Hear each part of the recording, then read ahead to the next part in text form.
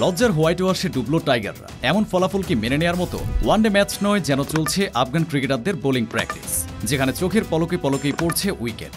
7-3, 7-6, 0-2 এটা কোনো telephone number নয়, বরং বাংলাদেশের স্বীকৃত 6 ব্যাটারের করা রান সংখ্যা। 294 রান তাড়া করতে নেমে 40 রানে 1 উইকেট থেকে 80 রানে 8 উইকেট। সেই সঙ্গে সিরিজে হোয়াইট ওয়াশ হবার লজ্জা। এত লজ্জা ঠিক কোথায় লুকাবে মেহেদী মিরাজের দল? টাইগারদের ব্যাটিং মানেই যেন আসছে গোপাল, যাচ্ছে গোপাল। কারো মাঝে না আছে ধরে খেলার প্রবণতা, না আছে ঘুরে দাঁড়ানোর ইচ্ছা। যেন সবাইকে ইচ্ছার বিরুদ্ধে জোর করে নামিয়ে দেওয়া হয়েছে ব্যাটিং করতে। আউট হয়ে ফিরতে পারলে যেন রাজ্যের শান্তি। আফগানিস্তানের মতো দলের সাথে 200 রানের বড় ব্যবধানে হারটাকে সত্যি মেনে নেওয়া যায়? এদিন 27.1 ওভারে মাত্র 93 রানে অল আউট হয়েছে বাংলাদেশ। সাইফুদ্দিন হাসানের 43 রানের ইনিংসটা ছাড়া বলার মতো কিছুই ছিল না। আফগানিস্তানের হয়ে রশিদ খান নেন 3 উইকেট, আর পেসার বিলাল সামি শিকার করেন 5 রান। আগের ম্যাচে যেখানে 190 রানের টার্গেটই চেস করতে পারেনি বাংলাদেশের ব্যাটাররা, সেখানে আজ লক্ষ্য ছিল 294 রানের। পাহাড় সম এই টার্গেট তাড়া করতে নেমে সতর্ক শুরু করেন বাংলাদেশের 2 ওপেনার নাইম শেখ এবং সাইফ হাসান। এই দুজনের ওপেনিং জুটিতে বাংলাদেশ তোলে 35 রান। সাইফকে সাবলীন মনে হলেও এই ম্যাচে দলে ঢোকা নাইম শেখ ছিলেন বেশ নড়বড়ে। প্রতিটা রান করতেই যেন স্ট্রাগল করছিলেন তিনি। নবম ওভারে টাইগার শিবিরে প্রথম আঘাত হানেন আজমতুল্লাহ ওমরজাই। তার অফিস স্টাম্পে তাক করা লাফিয়ে ওঠা শর্ট বলে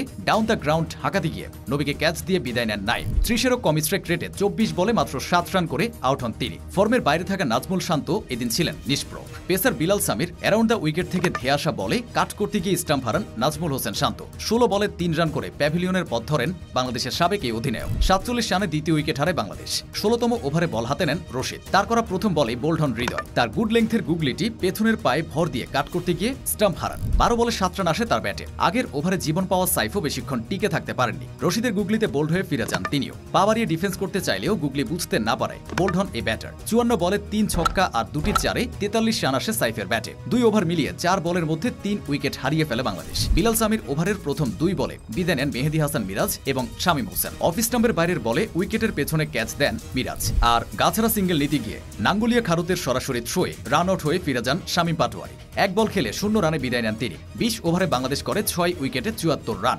নাটকীয়তা এখানে শেষ নয়। 6 বলে 2 রান করে রশিদের গুগলিতে এলবিডব্লিউ হয়ে ফিরে যান নুরুল হাসান সোহান।